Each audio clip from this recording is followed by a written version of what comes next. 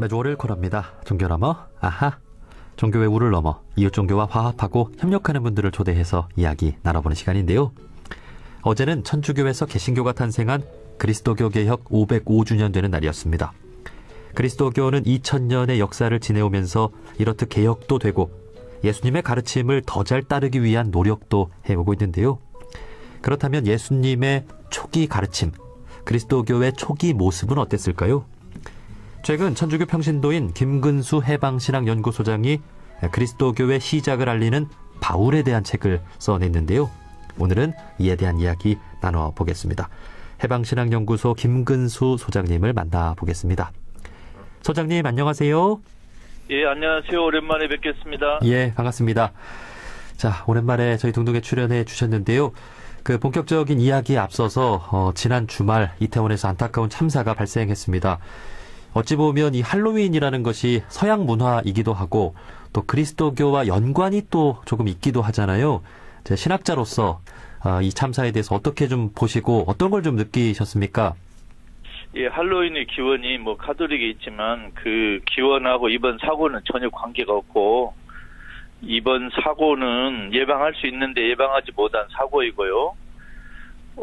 그 세월호는 구조할 수 있었는데 구조를 못한 사고라고 생각합니다. 먼저 희생자 그리고 유가족 그 지인들에게 심심한 위로와 애도의 말씀을 드리고 이 애도의 시간과 함께 또 이 사고의 원인 또 재발 방지 이런 대책을 좀 진지하게 정확하게 좀 갖췄으면 좋겠습니다. 네.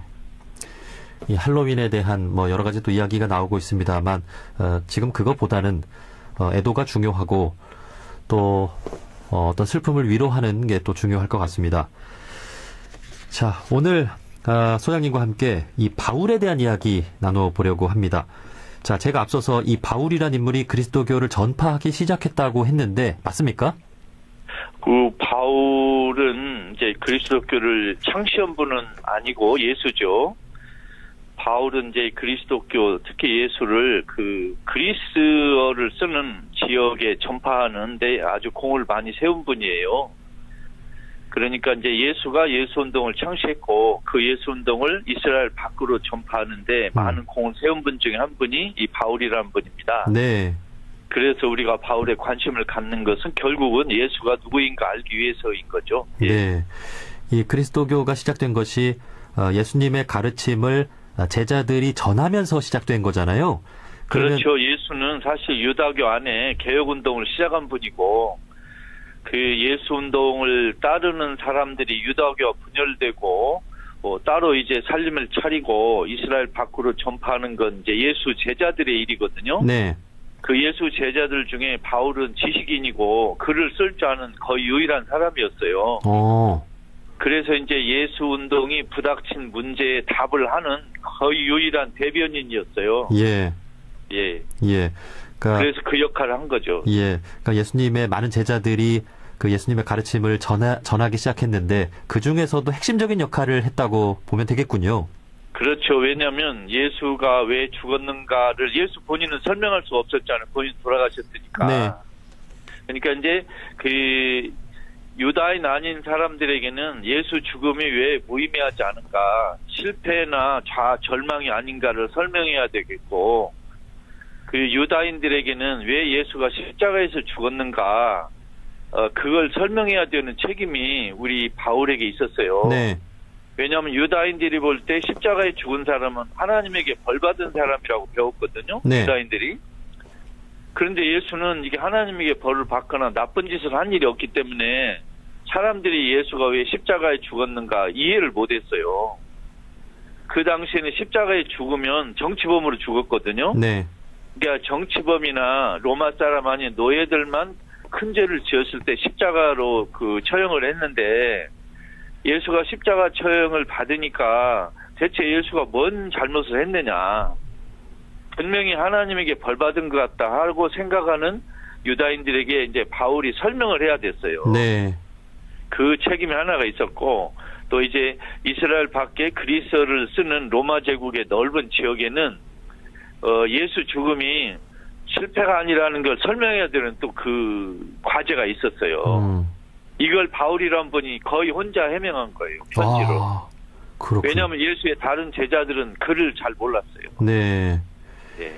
예수님이 어떤 잘못을 했고 왜 십자가에 달려 돌아가셨는지를 해명하는, 어떻게 보면은 예. 뭐 예수님의 어떤 변호인처럼 이렇게. 그렇죠. 어떻게 보면 이제 비서실장, 뭐 변호사처럼 예수의 변호사 역할을 한 분이에요. 예.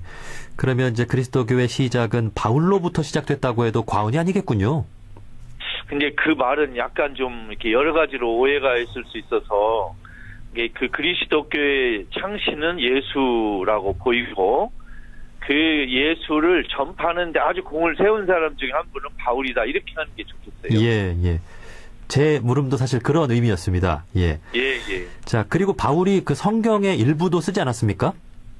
그 성경 하면, 사실 바울은 자기가 쓴 편지가 나중에 신약 성경으로 들어올지도 몰랐어요. 이게 그걸 알고 미리 쓴 건 아니고, 그러니까 우리 그 예수를 따른다는 분들이 보고 있는 책을 이른바 거룩한 책, 성경이라고 이렇게 우리가 나름대로 말을 하는데, 그 세 종류의 책이 있어요, 성경에. 예수의 역사를 소개한 복음서라는 책이 4권 있고요. 그 다음에 예수를 따르는 사람들의 모임에서 갈등이나 현안이나 어떤 문제가 생길 때 그걸 해명하느라고 바울이 쓴 편지가 7장이 있어요. 네. 7편의 편지가 있고, 그 나머지 이제 누가 썼는지 모르는 다른 책들이 좀 있어요. 이 세 종류가 책이 있어요. 예.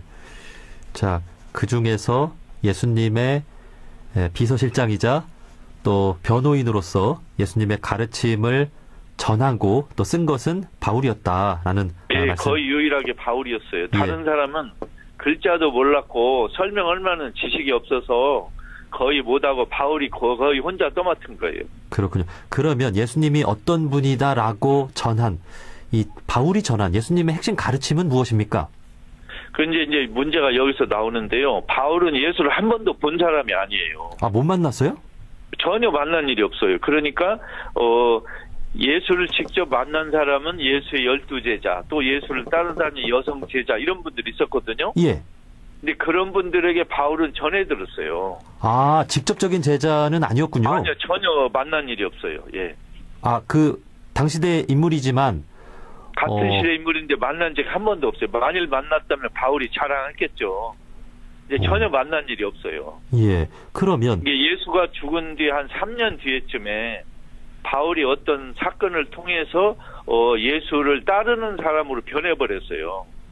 그 사건이 어떤 걸까요? 그 다마스커스 가는 길에 뭘 번쩍이는 걸 뭐 들었다 봤다 이런 증언을 바울 본인이 해요. 그래서 본인이 바울을 따르는 유다인들을 박해하다가 이제 예수를 그 전하는 사람으로 변했다, 이렇게 증언을 하여 그 바울 편지에.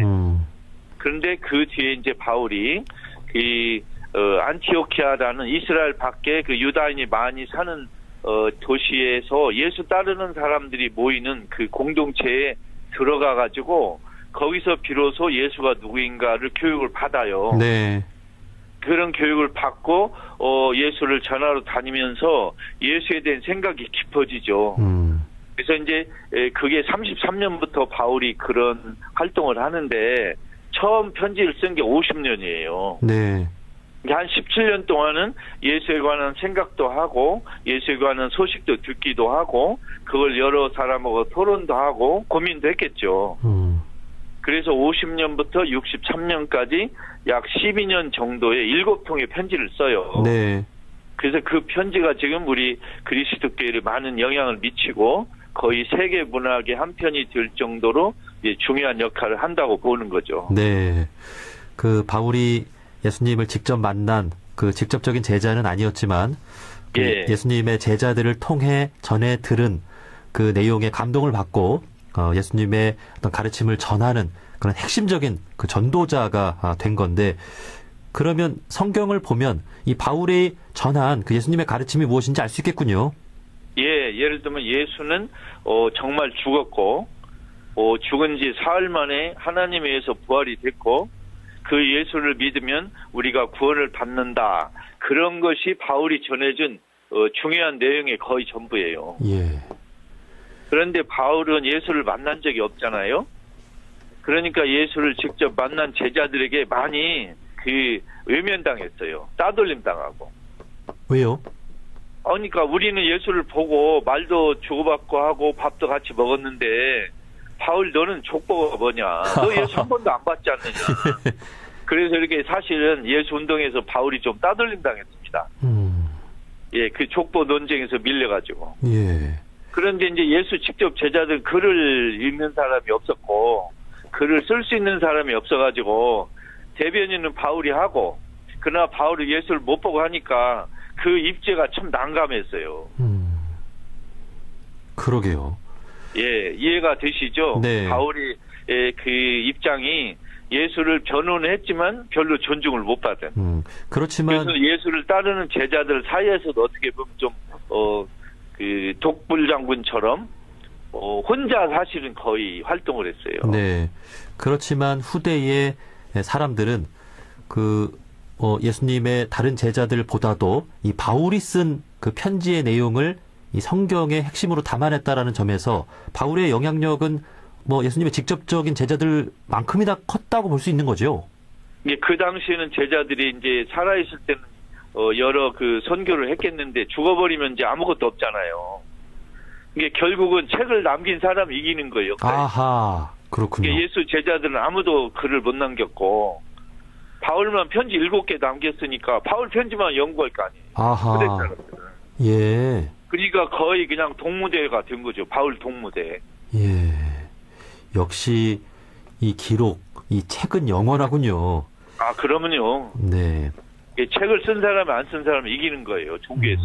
네. 그러면 이제 바울이 전한 예수님의 가르침, 이것이 지금까지 2000년이 넘게 이어져 오고 있는 거잖아요. 예, 물론 그런데 바울의 가르침도 전해져 오지만 그보다 더 중요한 건 예수의 역사를 쓴 4개의 복음서가 전해 내려오는 거예요. 그 마가복음, 마태, 누가, 요한 같이 예수의 역사를 쓴 책이 따로 있어요. 복음서라고. 예, 예.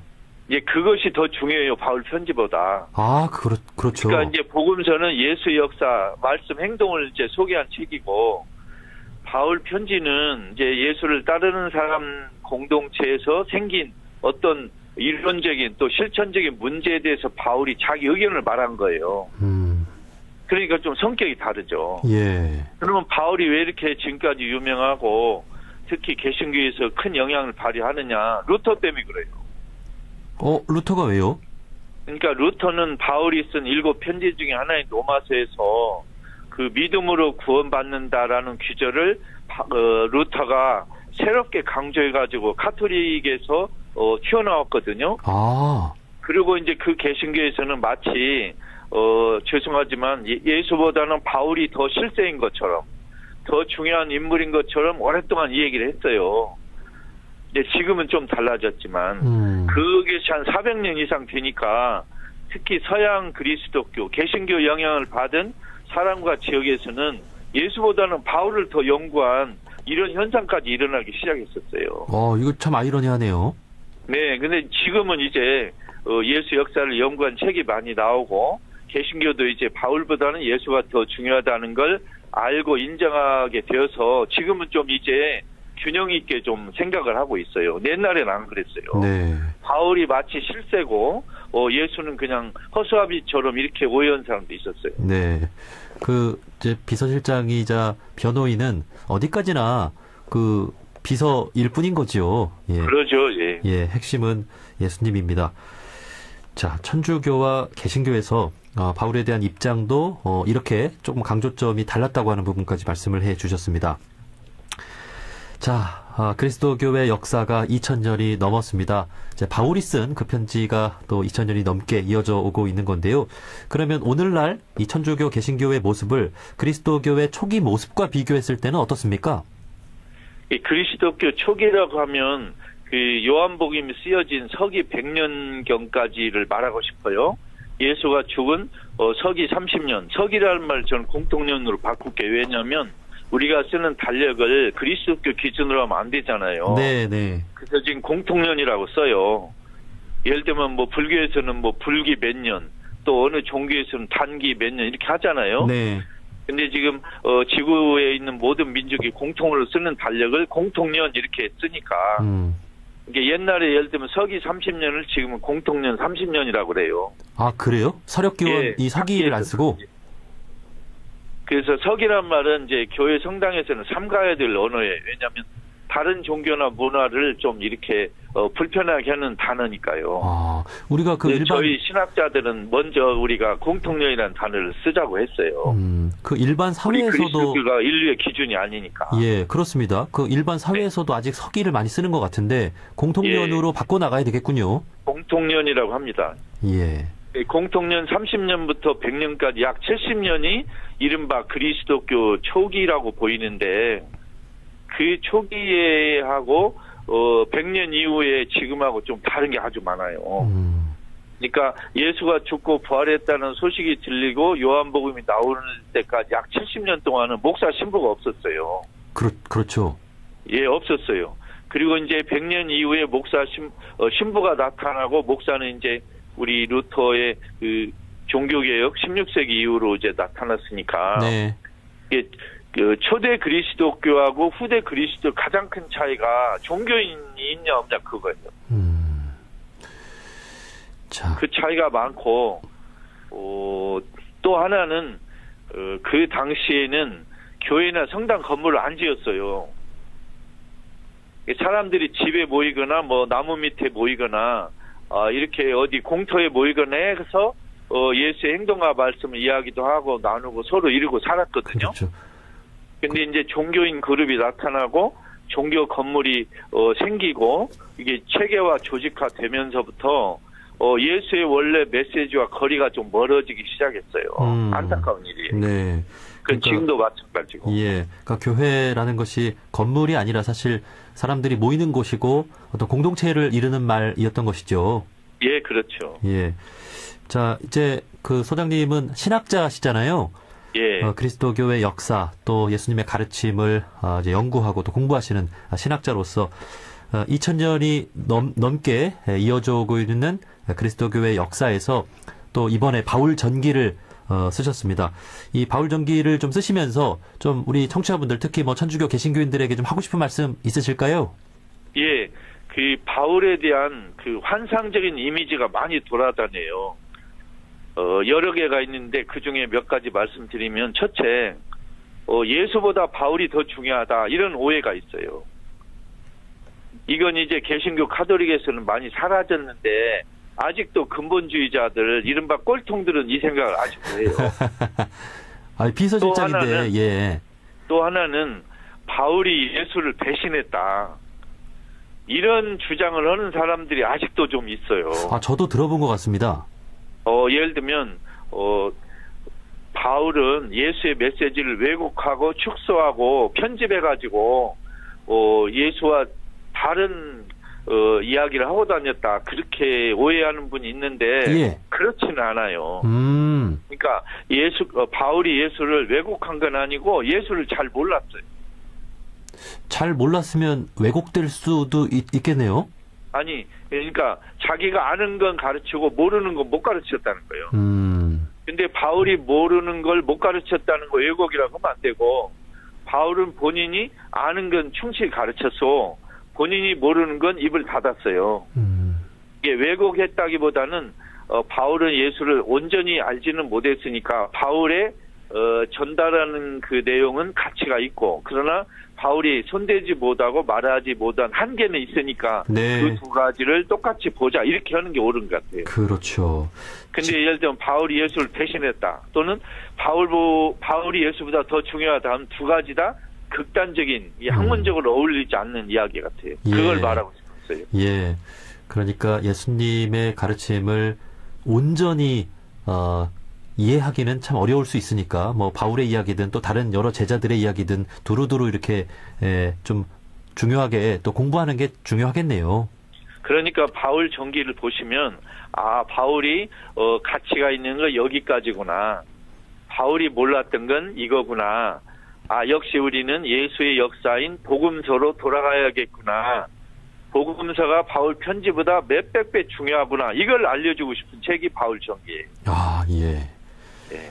그 예수님이 어떤 분이신지 그 전에 들은 그 바울의 이야기보다 예수님의 어떤 행적을 직접 보고 쓴 복음서가 더 중요하다라는 그렇죠. 것을 예, 말씀을 해주셨습니다. 예. 그 그리스도교의 어떤 초기에 어떤 역사를 알고 싶으신 분들은 이 바울 전기 한번 좀 읽어보시면 좋겠네요. 자, 여기까지 말씀 듣겠습니다. 해방신앙연구소 김근수 소장님이었습니다. 오늘 말씀 고맙습니다. 감사합니다.